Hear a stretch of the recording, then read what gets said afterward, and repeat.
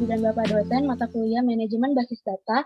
Pada kesempatan kali ini, kami dari kelompok 11 ingin menjelaskan mengenai query processing and optimization mengenai materi sorting external sort merge.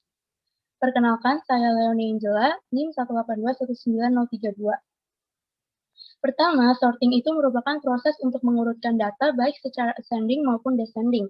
Nah, fungsi sorting ini sendiri bukan hanya sekedar untuk mengurutkan data, tetapi di dalam sebuah query processing, sorting itu digunakan untuk melakukan beberapa operasi seperti join yang mungkin akan menjadi lebih efisien jika input datanya itu sudah terurut. Nah, sebenarnya untuk mengurutkan sebuah relasi pada suatu database, kita bisa menggunakan indeks pada sebuah sort key, kemudian kita menggunakan indeks tersebut untuk membaca record-recordnya secara terurut. Namun, penggunaan indeks itu tidak mengubah relasi secara fisik, tetapi hanya mengubah pada level logikalnya saja. Sehingga ketika kita tidak menggunakan indeks, terdapat dua kondisi yang dapat menggunakan sorting. Jika ukuran file relasi masih muat di dalam main memory, kita bisa menggunakan metode sorting biasa seperti quicksort ataupun merge sort. Tetapi ketika ukuran relasi sudah tidak muat lagi pada main memory, kita bisa menggunakan external sorting dan metode yang paling cocok untuk melakukan external sorting yaitu adalah external sort merge. External merge sorting ini adalah melakukan sorting terhadap data dengan memanfaatkan kombinasi antara main memory dan juga disk dalam proses sortingnya. Terdapat dua tahap. Yang pertama yaitu membuat beberapa sorted runs. Nah, dalam prosesnya ini, kita pertama menginisiasikan sebuah M, yaitu adalah maksimal ketersediaan blok di dalam main memory. Kemudian di sini kita melakukan looping, kita membaca sejumlah M blok, dan kemudian kita pindahkan ke main memory. Kemudian, di main memory kita melakukan sorting internal terhadap sejumlah M blok tersebut. Ketika M blok tersebut sudah terurut, kita pindahkan ke sebuah di disk yang kita punya. Kemudian looping ini akan berjalan sampai record terakhir sudah dibaca. Kemudian tahap kedua, setelah kita membentuk runs yang tadi, akan dilakukan sebuah merge secara bertahap hingga menjadi sebuah satu data yang utuh dan terurut. Di sini ada dua kasus. Yang pertama, jika n lebih kecil dari m, kita menggunakan buffer input sejumlah n blok dan buffer output sejumlah 1 blok. Di mana di sini prosesnya adalah kita masukkan record-record pertama dari runs-runs yang kita punya. Setelah itu kita memilih record pertama yang paling sesuai dengan keterurutan yang kita tentukan itu dari semua input buffer yang ada. Kemudian kita menuliskan record tersebut ke output buffer, kemudian output buffer akan menuliskan record tersebut ke disk dan menghapus record yang sudah dipilih tersebut dari input buffer. Ketika input buffer kosong dan kita belum mencapai record yang terakhir, maka kita akan membaca blok berikutnya dari run yang sesuai dengan nomor buffernya. Nah, kasus yang kedua adalah jika n lebih besar atau sama dengan m, maka akan dilakukan beberapa tahapan. Di mana setiap tahapannya itu terdapat m-1 grup dari run yang kita merge. Contohnya, jika kita memiliki M sama dengan 11 dan N sama dengan 10, maka dalam satu tahapan pass, kita akan mengurangi runs dari 90 menjadi 9. Bagaimana? Karena kita memiliki M sama dengan 11, dalam satu pass, kita akan melakukan 10 grup yang di-merge, sehingga 90 runs tersebut bisa kita kurangi hingga menjadi sisa 9 runs. Selanjutnya akan dilanjutkan oleh Christopher. Jadi pada estimasi cost yang dibutuhkan, diasumsikan bahwa BR adalah jumlah blok di suatu relasi. Kemudian M adalah jumlah maksimal blok dalam main memory, serta BB sebagai jumlah buffer blok.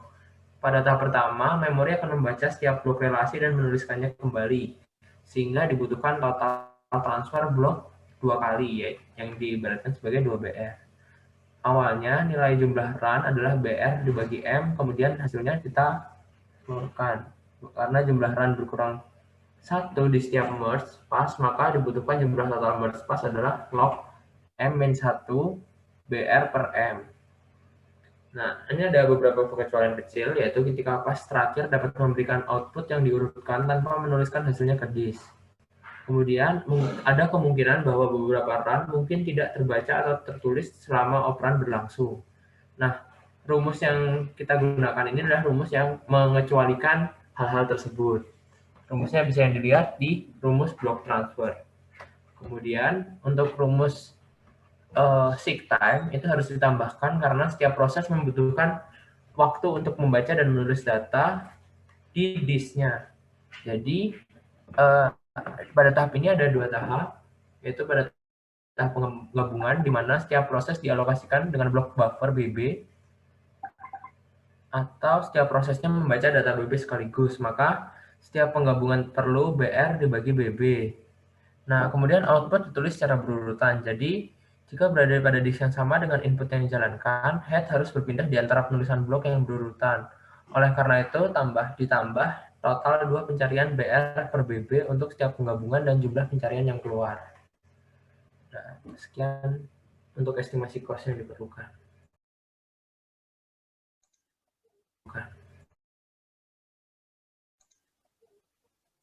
Halo, nama saya Gabriel. Saya akan menjelaskan contoh dari penerapan external source merge ini.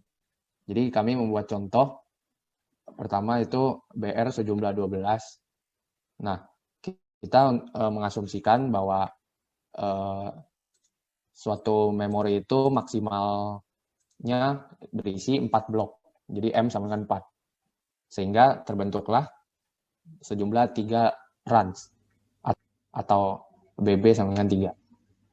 Nah, setelah itu, setelah kita membuat 3 runs yang masing-masing isinya 4 blok per memorinya, karena M lebih kecil dari M, maka jumlah input buffernya akan sejumlah N, yaitu sejumlah 3.